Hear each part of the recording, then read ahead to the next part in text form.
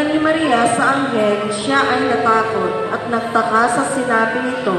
Ang anghel ay nagwika,